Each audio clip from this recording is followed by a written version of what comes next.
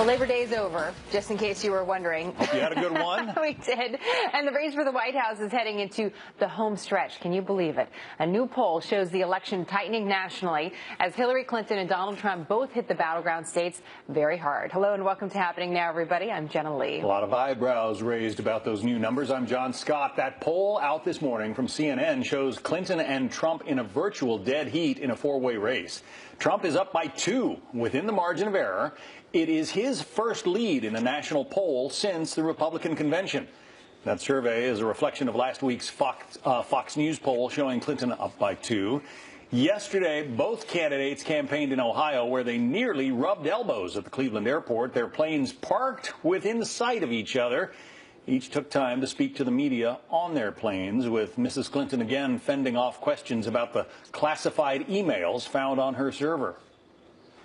I take classification seriously. The fact that I couldn't remember certain meetings, whether or not they had occurred, doesn't in any way affect the commitment that I had and still have to the treatment of classified material.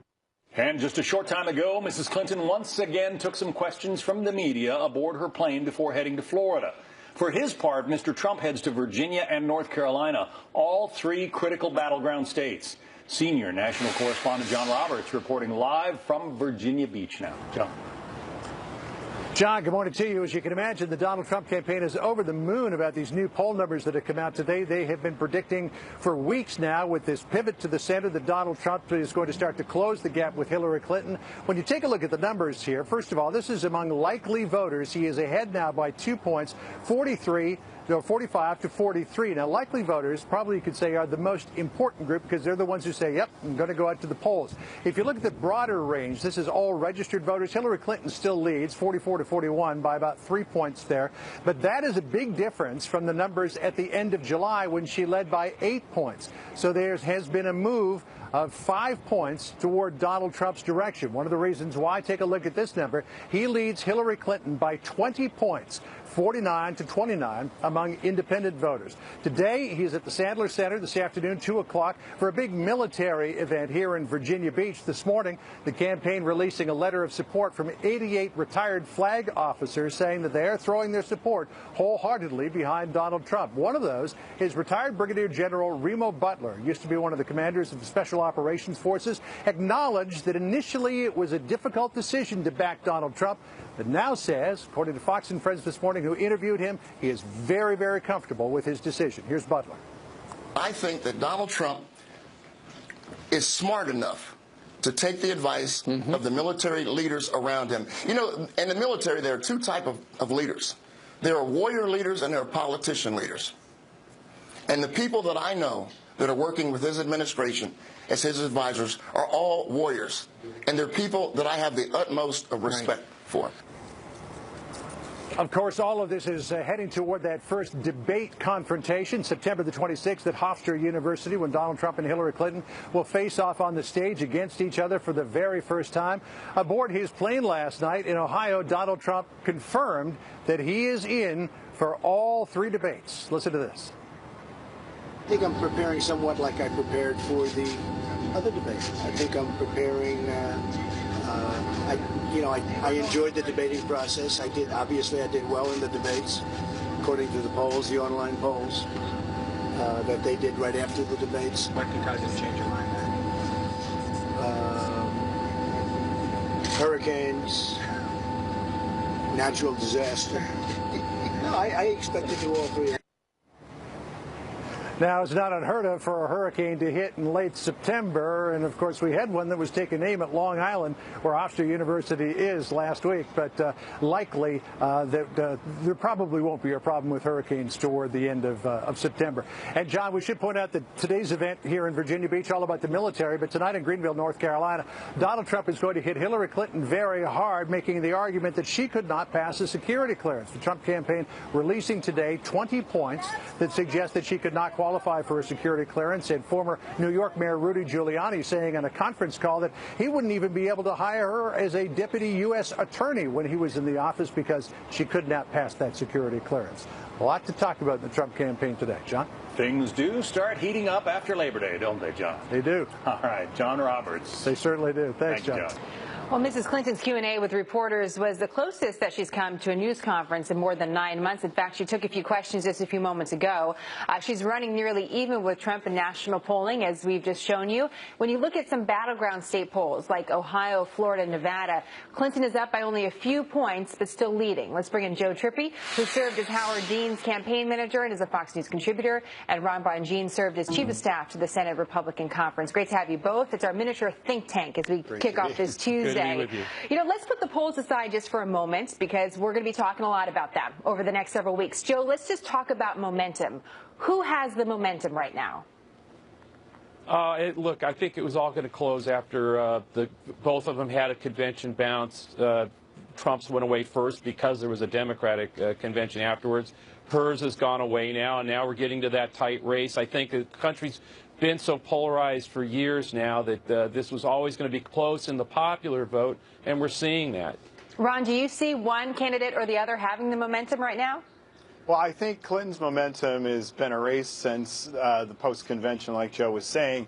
I think that right now we're seeing the kickoff for the fourth quarter, at this point, and it's going to be a roller coaster going from now into the election. I think for Trump, he's got to advocate that he is the safe change candidate and try to keep putting the referendum back on Hillary Clinton on whether or not she's fit to be president, whether or not people want a third-term Obama administration.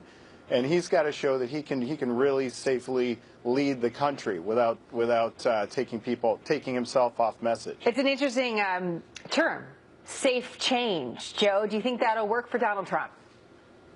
I don't know. I mean, look, I think the problem here is that, first of all, we're putting way too much emphasis, as usual, on national polls. I mean, this is Al Gore won the popular vote in 2000 and lost the Electoral College. It's state by state. And in all those states that are battlegrounds right now, yes, as you pointed out, Jenna, Hillary's got a slight advantage, but she's got that advantage in all of them. And at this point, Trump has to win, literally clean the slate, win them all.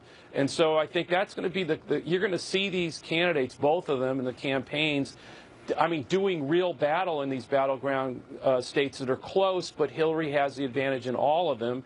And she only has to win a couple to get to that magic 270 number that makes you the president of the United States. And Trump's still got a long way to go. This CNN poll is good for him, no doubt about it. Sure. It's going to get his supporters more enthused. And this is not going to be a conventional last couple of months of the campaign. And that, yes, the battleground states are going to be extremely important because that's where the tipping point is going to happen. But I do think that we're going to have some very significant wild card moments that could shift toward Donald Trump. It could go to Hillary.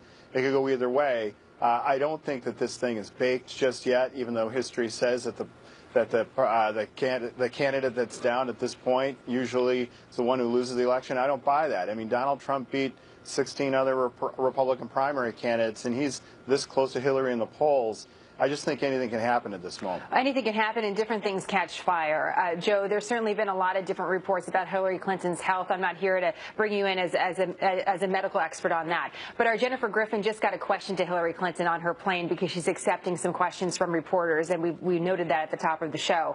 And apparently Jennifer Griffin asked her about her allergies because she had that coughing fit yesterday that was caught on live television for several minutes. And apparently Hillary Clinton said that she upped her antihistamines last night and is better, and that she was told not to talk, but that's not going to happen. You know, little things like that can catch on, Joe, and I'm just curious about how you see, whether it's, Donald Trump and what church he got married in, which is a story in the New York Times today, or whether it's Hillary Clinton's coughing.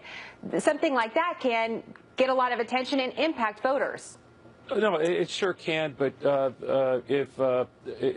she's not the only American who's been upping their antihistamine in the last few weeks. I know I have too. But on a debate stage, Joe, for example, if that happened on a debate stage with a national audience? Yeah, no, that's exactly right. I mean, it is about the moments, and many things can happen, particularly in those debates, as you point out, Jenna. But the other thing, I mean, look, having worked as many presidential campaigns as I've worked in, any candidate who's still standing today, and that includes Trump, they've been through the gauntlet for, for a couple of years, 18 months, 15 months for Trump.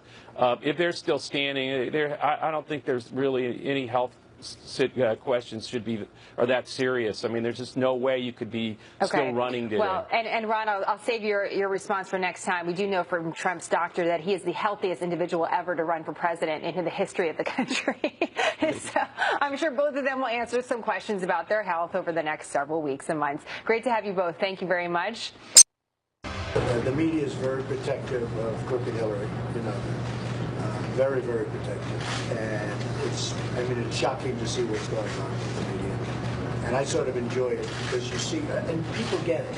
People get it. They see what's happening. Yes, and that's Donald Trump blasting media coverage of his campaign, accusing the press of protecting Hillary Clinton and misrepresenting his words.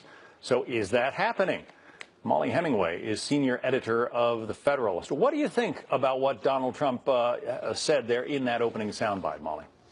This is both Donald Trump deflecting, and as they say in basketball, if you're playing the refs, you're losing. But it's also true that the media are really unable to be impartial in this election.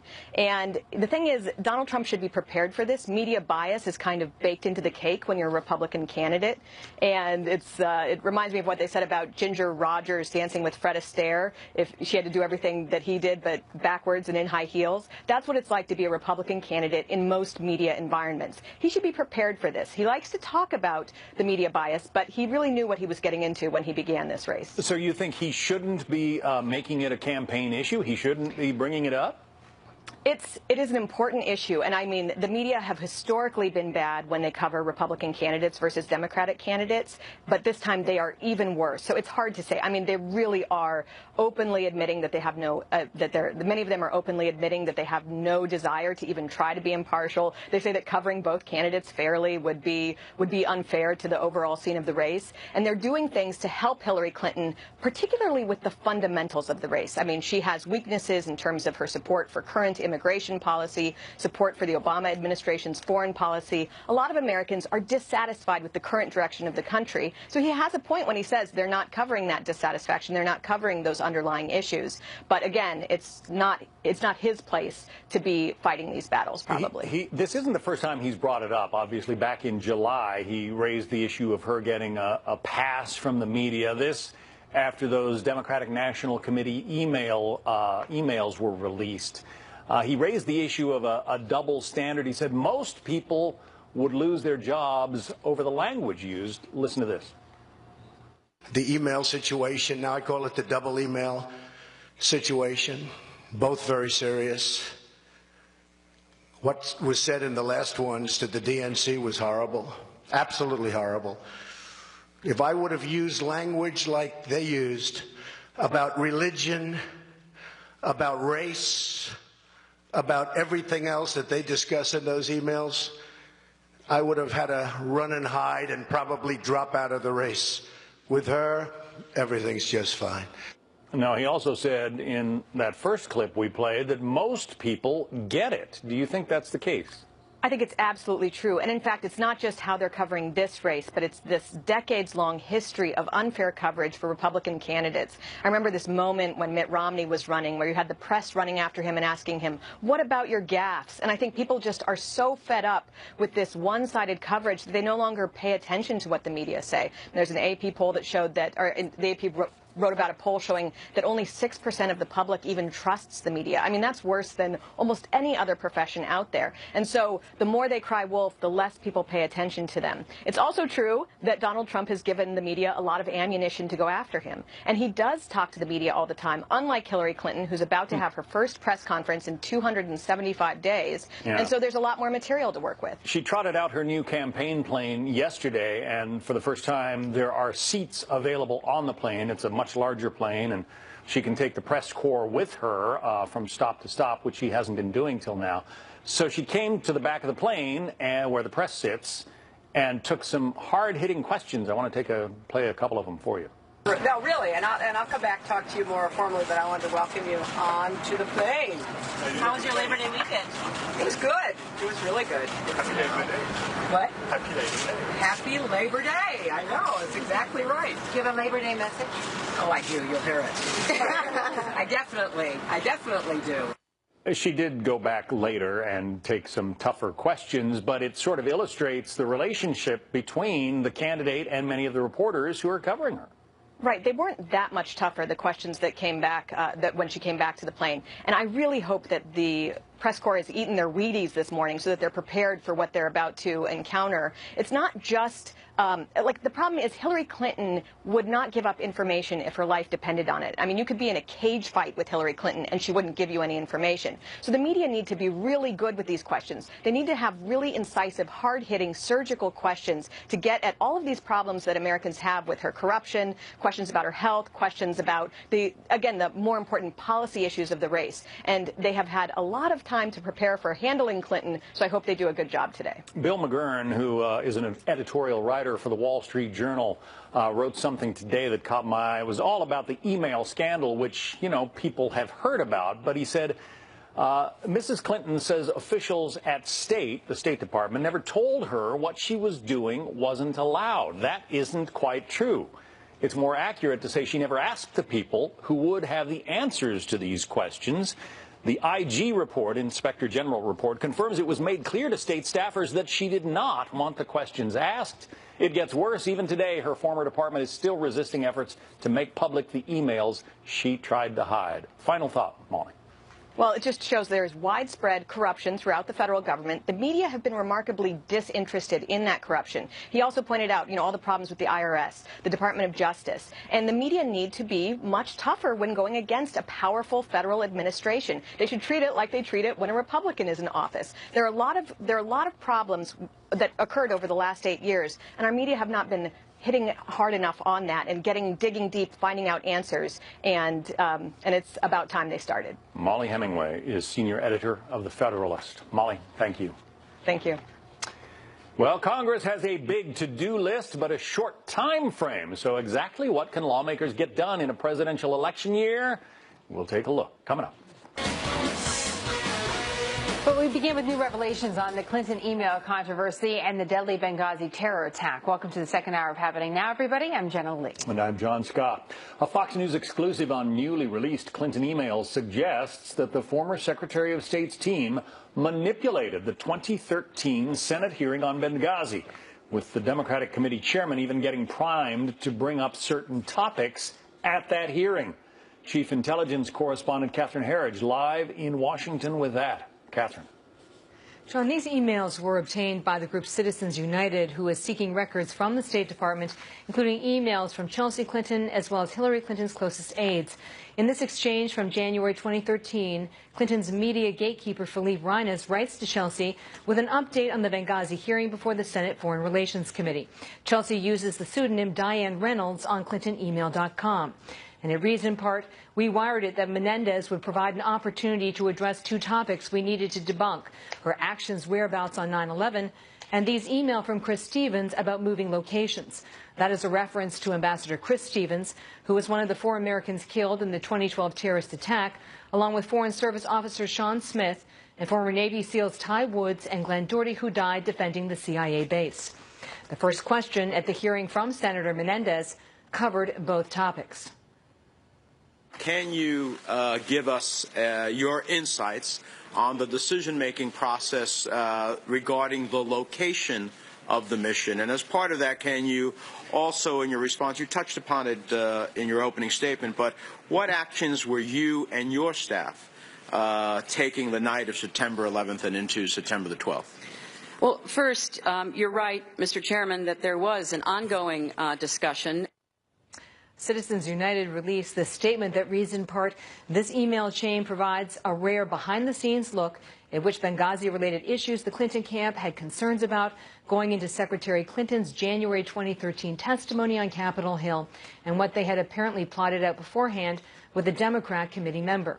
We also asked the Clinton campaign and the senator's office this morning if there was coordination between the two groups in advance of the hearing, what was meant by this term wired, and how these emails are consistent with the principle of independent government oversight. And if we do get a response, we'll, of course, update our reporting, John. I don't know if you can answer this, but in your experience, how unusual is it for a Senate committee or senators to get briefed or, get information ahead of time from the person they're going to be questioning? Well, I don't think I can really speak to that. What I can say is that it is unusual to see something like this in black and white. And what was also striking is that the two topics the Clinton campaign wanted raised so that they could debunk them at the hearing were the first two topics that were raised right out of the gate by the senator. And it's not clear to me at this time also whether he was under investigation by the FBI. Remember, criminal charges were brought against the senator as part of a corruption allegation by the FBI, and one has to wonder whether he was somewhat compromised in this situation. I don't know the answer to that, but the timing is certainly interesting. Fascinating, and obviously more digging to do. Catherine Herridge, we'll let you get back to it. Thank you. Yeah. You're welcome. So we have that story. In the meantime, Hillary Clinton hitting the battleground state of Florida today after spending the Labor Day holiday crisscrossing the country in her new plane. Our senior political correspondent, Mike Emanuel, is live in Tampa, where Clinton is expected to hold a campaign rally within the hour. Mike? Well, hi, Jenna. On the way here to Tampa, Hillary Clinton is speaking with reporters, and she's attacking Donald Trump on not releasing his tax returns. And she says she's going to stay on the issue until Election Day, suggesting Trump has something to hide. Now, in the final 9 weeks of this campaign, these campaigns are targeting specific, particularly critical areas of these battleground states, such as the Interstate 4 corridor here in Florida, hoping to win on Election Day. A look at the latest CNN ORC poll reveals a dead heat for the White House, with Donald Trump with 45% support, Hillary Clinton 43%, and the Libertarian and Green Party candidates in single digits. Among independents, Trump leads Clinton by 20 points, 49 to 29%. Clinton's also trailing big on the issue of honesty and being trustworthy, 15 points behind Trump. Since debuting her new campaign plane yesterday, Clinton is starting to interact more with reporters.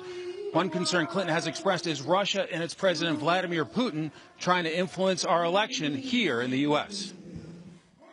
We are facing a very serious concern. We've never had a foreign adversarial power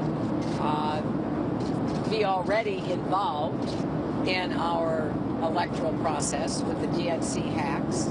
We've never had a nominee of one of our major parties urging the Russians to hack more. Here in Tampa, we expect Hillary Clinton to attack Donald Trump, saying he lacks the temperament to be commander-in-chief. With U.S. Central Command military facility in this area, the Clinton team is clearly hoping that will resonate with a military and national security audience. Jenna? Nice to have the accompaniment of the anthem, Mike. Thank you very much. Nice to see you in Florida. We'll continue to watch for news from Hillary Clinton today. John? Also, more new numbers in the race for the White House, just as early voting is about to begin. A Fox News poll gives Hillary Clinton a slight edge over Donald Trump, 41 to 39%. That is within the margin of error. And the Real Clear average of polls also shows Clinton with a similar lead, a little more than 2 percentage points ahead of Donald Trump. Joining us now with some analysis, Adam Woolner, senior political analyst at National Journal. Also with us, Michael Warren, online editor at the Weekly Standard. All of a sudden, this looks like a race, Michael. A couple of weeks ago, it was all over. People were suggesting that there was virtually no chance for Donald Trump. What changed? Yeah, that's a good question. A lot of people in Washington are kind of scratching their heads, wondering what's shaken up in the race. And I think the answer to that question is Hillary Clinton. all of these new revelations from new emails coming out, questions about the Clinton Foundation, and really the FBI interview that came out at the end of last week. All that is sort of happening and coming into voters' minds just as they're starting to tune in. You know, they're coming back from summer vacation and checking back in with the presidential race, and they're kind of reminded of all of these problems with trustworthiness and honesty with Hillary Clinton. And she's really hurt herself in the last few weeks, and I think that you're seeing that reflected in the polls. The question is, does that continue? Does that trend continue? You look at both of those polls, Fox News and CNN, Donald Trump isn't moving up. It's just Hillary Clinton coming down. Also important to remember, Adam, that these are national polls, and, you know, in a weird way, our presidential race is not a national election.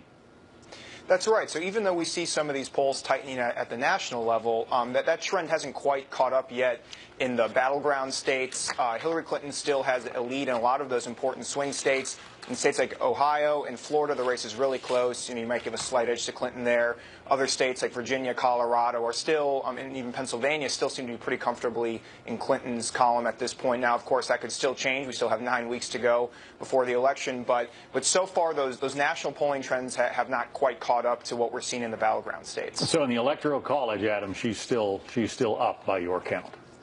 That's right, and I think she kind of came into this race with at least a built-in advantage to a certain extent in the Electoral College. Even a lot of the battleground states that Trump and Clinton are fighting over right now, where they're visiting and airing ads, Barack Obama won the lion's share of them in 2012. So Hillary Clinton can just sort of play defense in some of these states where Trump really has to outperform some of Mitt Romney's numbers from 4 years ago. One of the interesting points, Michael, though, is that early voting is getting underway in a lot of states, and you suggest that that's where Democrats and Hillary Clinton really enjoy the advantage. Why? Yeah, I mean, as Adam was saying, the question of infrastructure and campaign organization, I think Democrats, built in from what Barack Obama and Democrats built in the 2008 and built on in the 2012 election, is still there in 2016. And of course, the Hillary Clinton campaign has spent a lot of time and resources building that. There's not the same evidence that that's happening on the Republican side and with Donald Trump. It's not something that really interests Donald Trump. It didn't really help him win the primary. It was sort of more of a gut feeling kind of campaign. And I think some of that is changing, and you're certainly seeing that on the Republican National Committee side, but it may be too little too late. And as you mentioned, early voting starting already, that's a problem. But I will say this, that the dynamics of what's happening in the national poll do have, I think, implications down ballot. It sort of trickles down, rather, into the state level. And so if we are seeing what's happening in the national level, a tightening of the race, I think it's more of a leading indicator of what we could see at some of those important swing states. Adam, is it a matter of Hillary Clinton's post-convention bounce sort of fading away, or is it something that Donald Trump has done right? What is it that is motivating, explaining these new numbers? Right. Well, and I think, to get to the point that Mike had earlier, you don't see Donald Trump's numbers moving actually a whole lot in these polls. I think that CNN poll that had him at 45%, that was one of the highest figures we've seen for him. Otherwise, especially when you include Jill Stein and Gary Johnson, the third-party candidates, he's sometimes still below 40% in these polls. So his numbers haven't changed a lot. We have seen Hillary Clinton's drop a little bit. Part of that is she enjoyed a nice bump after the conventions, and now, of course, the Clinton Foundation and the use of her private email server is back in the news. So this is all kind of contributing to her numbers slipping a little bit. But so far, Trump really hasn't been able to take advantage in terms of winning over new supporters. And there's still a lot of undecided voters out there for Clinton and Trump to fight over. So if her numbers are falling, Michael, can Donald Trump take advantage? I think he does have an advantage here in that basically everything people know about Hillary Clinton is known, and all this new information is sort of compounding that and really hurting her. Donald Trump, I think, this being a change election, we've just had 8 years of a Democratic president, he does have an advantage here, but the question is, can he continue to stay out of his own way? And I think that's another explanation of what we've seen in these latest poll numbers. You've seen Donald Trump not sort of blow up with a new controversy controversy that has allowed all of these Clinton controversies to kind of stay up there in the consciousness of the voters. And so if he can continue to do that, which, if past is prologue, he can't, but if he can continue to do that for the next 9 weeks, he may not build enough to build on his voter base, but maybe he can depress enough of the likely Clinton voters that he could have a shot. All right, we're going to be watching it, obviously, very closely. Michael Warren from the Weekly Standard, Adam Wollner from National Journal. Thank you both. Thanks. Thank you. Plane came back to speak with reporters. This happened just a moment ago. Why don't we drop in here and pick up the first question or two and see where we'll see where the topic du jour went today on board. Later. Jen has convinced me I need to. Yesterday wasn't so bad, right? It was great. It was great. I love having the plane. The plane makes everything so much easier. And that's what we used to do in the State Department all the time. It was just so simple. Everybody in one place. So I will come back in about an hour. How are you? Better. Now the advice, of course, is just don't talk for me. Yeah, that's not going to work. How are you going to manage that? Yeah, I'm not going to manage it. I'm just going to keep talking and hope that power through by, tomorrow will be fine. Did they get the meds or anything like that? I just upped my antihistamine. Try to break through. As I said, it happens like twice a year. Spring when the pollen comes, it happens all pollen. That's a couple days. Disappears, but there is a long, I'm sure, video record that someone is compiling right now. Oh yeah, going back decades. What? Yeah, I'm allergic to him.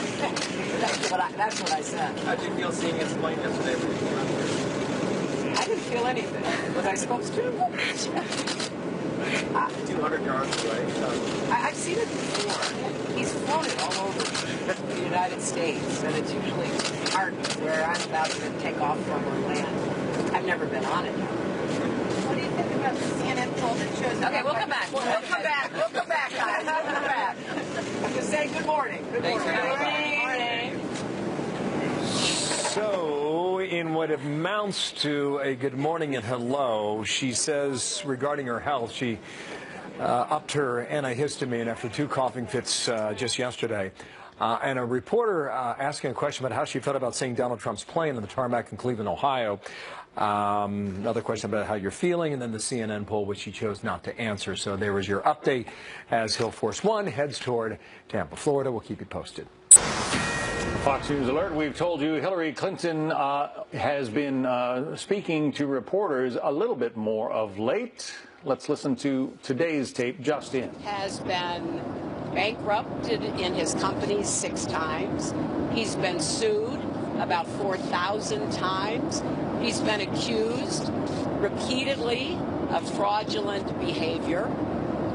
His so-called Trump University is under investigation right now because of the way it has scammed so many students who thought they'd get a better opportunity in life. And we've recently learned that his Trump Foundation has been fined for illegal activity when it made a political contribution to the Attorney General of Florida at the time she was being asked by her constituents to investigate Trump University because of the effects that these people that she's responsible for had experienced.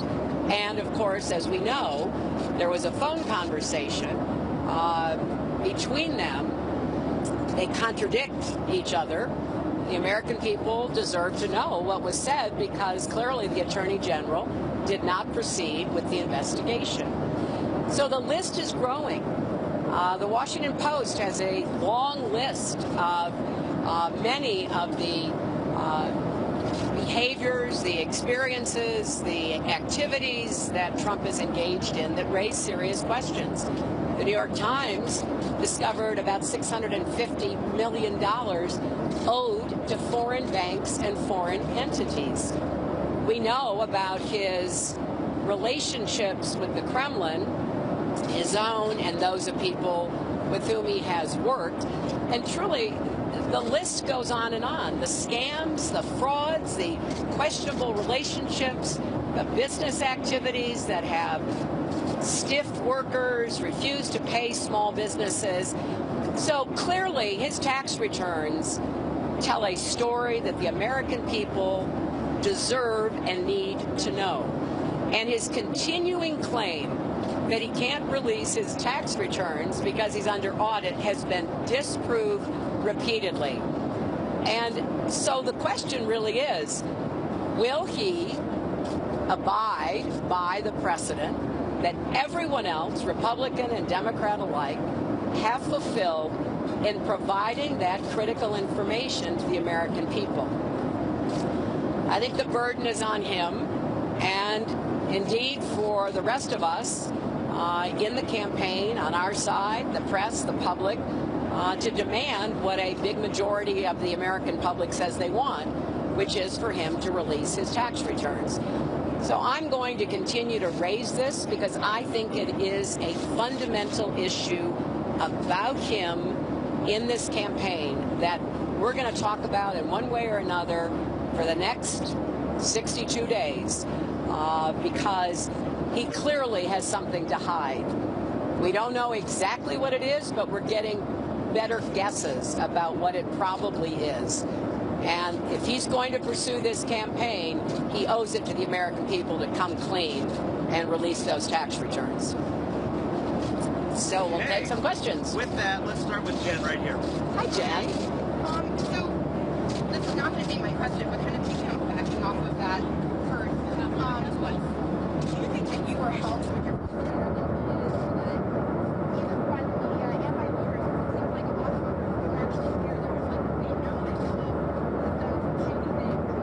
with that, but they're concerned about you?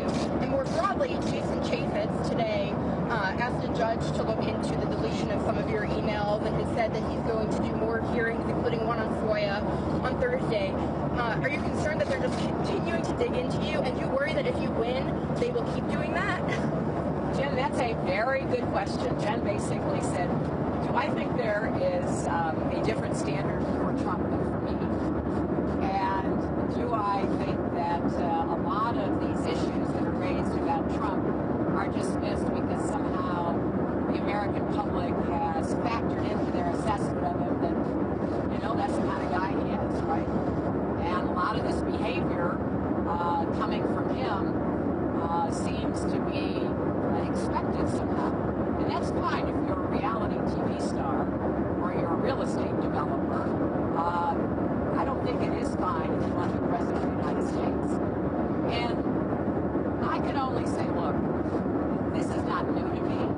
You can go back and look at a lot of what has been said about me by so many people going back 25 years. And so it's something that I've just accepted. When I'm in office, I work well with Republicans. And I believe as president, I will work well with Republicans again. We have a long archive of quite complimentary comments that Republicans who have worked with me have said over the years. And I think we should do more to get those out, Nick, because they come from the center to the far right in terms of people who I worked with as First Lady, I worked with as Senator, I worked with as Secretary of State. I know how to work with Republicans. I believe we can get results when I am president. But I have no doubt that they would prefer not to have another Democratic president in the White House. And so I'm running for this job. I believe I'm the best person for this job, and they're going to keep coming after me. And your example about the congressman calling for more hearings is just a perfect segue because, you know, the FBI resolved all of this. Their report answered all the questions. The findings included debunking his latest conspiracy theories. I believe I have created so many jobs in the sort of conspiracy theory machine factory because, honestly, they never quit. They keep coming back. And here's another one. It's been debunked. That's how they want to spend their time instead of looking to address the problems of the American people. That's their choice. But when I'm president, we're going to get down to business and we're going to get results. Oh, you know what? I can't speak for what they want to do. I think they should have learned a lesson from this campaign. Why did someone come from the outside and seize their nomination who had never been in public service before? But the kind of record that he has of bankruptcies and fraud allegations and all kinds of questions about his deals and who finances them, because clearly Republicans were not producing results for people who support them. And I think that's what one of the results of this election will be. You don't keep doing the same thing in politics over and over again, but it's not working, and it's clearly not working for a lot of the Republicans. Those who are in safe districts are looking over their shoulder right now. So I think that they're going to have to come to the conclusion that maybe they should actually produce results for the American people and not engage in all of this partisan conspiracy theorizing that doesn't put one more good job for anybody on the table, doesn't educate a kid, doesn't improve health care, doesn't do anything other than try to keep people agitated so that they can, take advantage of them politically. Hi. To follow up on the Chaffetz investigation, though, he's asked for a U.S. attorney to look into whether your aides deleted emails that had already been subpoenaed. Do you have any concerns that emails were deleted after they were already supposed to be preserved, and did you ask for them to be deleted? No, of course not. I have no concern on either count. None. And neither did the FBI. Secretary Clinton, as you're doing debate prep, are you preparing to go after Donald Trump's personal life? And do you think his personal life is fair game? And on a related note, is there a member of your staff or a surrogate of yours that you think is well equipped to play the role of Donald Trump in a mock debate? Look, I am preparing for the debates. I'm doing my homework. Donald Trump is a self-proclaimed great debater who won every one of the Republican debates. So I take nothing for granted. I think this will be a difficult, challenging debate, which is why I'm going to be thinking hard about what I need to present to the American people. I think there is so much in his political and public life that deserves to be examined. I am going to concentrate on what will affect the American people were he ever to get anywhere near the White House, because as I've said repeatedly, he is unqualified to be president and temperamentally unfit to be commander-in-chief. I think this is a huge challenge that his candidacy poses for our country. And the choice couldn't be starker. So we're going to talk about the kinds of things he has said about our allies and our friends, his cozying up to dictators, his banning an entire religion from coming to our country, his desire to deport 16 million people with a deportation force, and literally so much else. That's what I'm going to be focused on. Hey, Roby. Going back to issues that might continue to kind of plague you, going back to Jen's question earlier about issues that may carry over into a possible administration. If Chelsea Clinton does stay on the foundation's board, which the foundation has said very definitively that she will, or that that's the plan currently, do you believe that could raise legitimate conflict questions? And does that mean that you see her? We're, as I've said over and over again, it doesn't matter how many times you ask me and how you ask me, these issues will be decided after the election. And we will decide the appropriate way forward. When I became Secretary of State, the Clinton Foundation, a world-renowned charity, went above and beyond. All right, it is not clear exactly what happened there, but you got the gist, I think, of Secretary Clinton's remarks. This is a campaign that pits the two most unpopular presidential candidates ever against one another. So they're spending a lot of time tearing each other down, and you heard a great deal of that from Mrs. Clinton regarding Donald Trump. She's on her brand new campaign plane flying from New York to Florida. We're going to take a quick commercial break. Be back with more happening now in just a moment. Well, we just watched Hillary Clinton fielding a series of questions on her campaign plane. This is a relatively new thing that she's doing, and so we wanted to play that for you, our viewers, as she hasn't held an official news conference. Some of the questions that she fielded were regarding her email and whether or not more emails will be released in the coming weeks.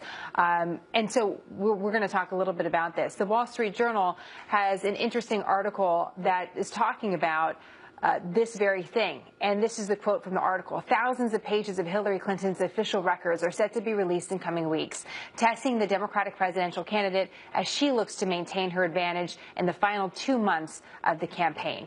Let's bring in now David Avella, the chairman of GOPAC and a Republican strategist, and Robert Wolf, the CEO of 32 Advisors, former economic advisor to President Obama and Hillary Clinton supporter. It's nice to have you both. I'm glad to see you're in different cities because you're taking each other on Twitter already, which I appreciate. It's friendly. It's all friendly. It's all friendly. We're both Americans first. That's right. Bob, let me ask you about what we just saw, because certainly some of the journalists, and I know it was challenging for us to listen to all the questions and the sound in the plane, but they were asking about the emails. And the question that arises in the Wall Street Journal and other places today, is this constant drumbeat about the emails hurting Hillary Clinton, or is it already baked in? How do you see it?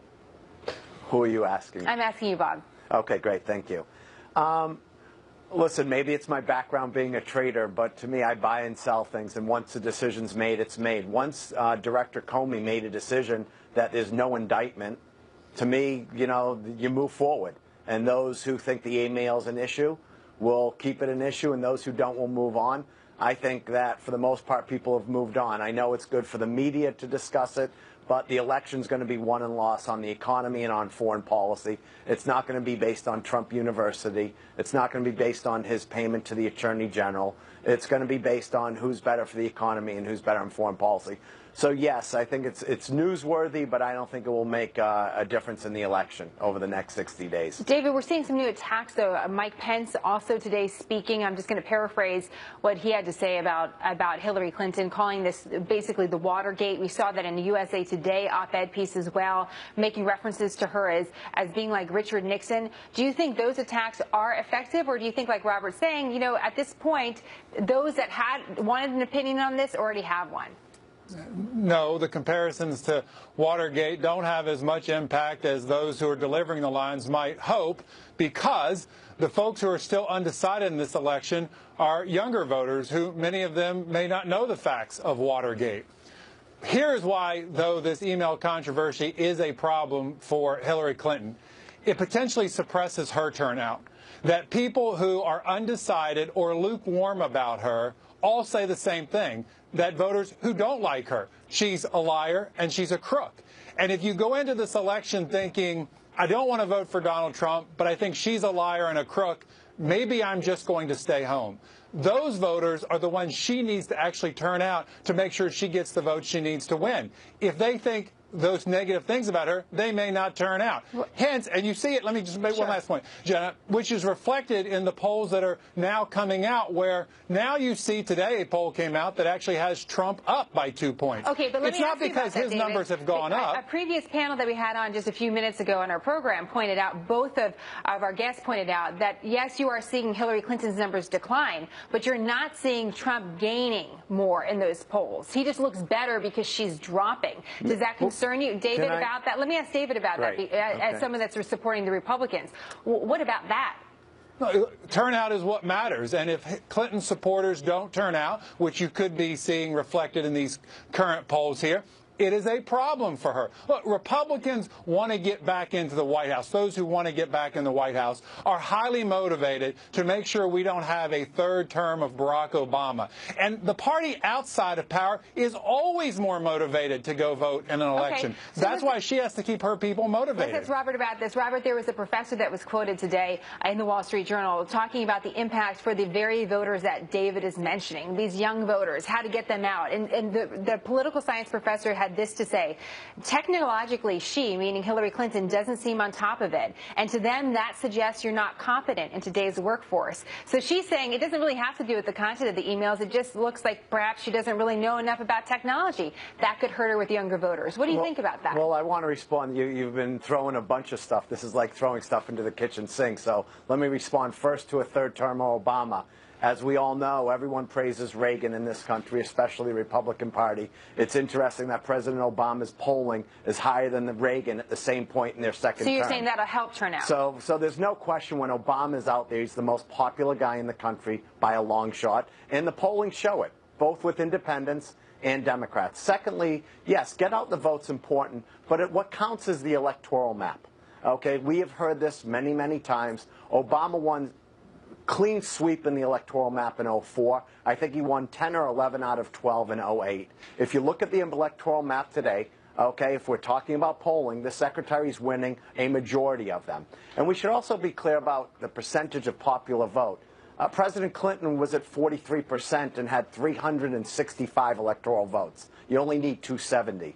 And so, yes, the popular vote matters, but Gore actually beat Bush on the popular vote. But what matters is the electoral map. And today there is no one saying, okay, that the secretary does not look better on the electoral map. Absolutely. We've Nobody. actually been reporting that. And, David, that's another question that we've been asking today as well. Sure, the national poll looks better. When you look at these battleground states, you still see that Hillary Clinton is ahead in almost all of them. How does Trump deal with that? If it is about turnout, how does he get the turnout that helps him tighten that gap? In those polls, you also see the gap closing between the two. And state polls often lag behind the national polls. And as the national polls continue to show a closer and closer race, you're going to see the state polls. And that's actually, to Bob's point, how you win the Electoral College. You win state by state, which means turnout matters. Who comes to vote actually matters. And let's keep in mind, no third-term Democrat has occurred since before World War II. Hillary Clinton has quite a challenge in that we don't typically give Democrats a third term. Unless you think they're doing a good job. I should just mention which we haven't had. Bob, when is the last time that's happened? Bob, that hasn't happened in over a century. Democrats haven't had a... That's what people say. We're in historic times, so they want to be like, okay, let's wrap up the segment. No, anything could happen. David, Robert, great to have you both. Thank you very much.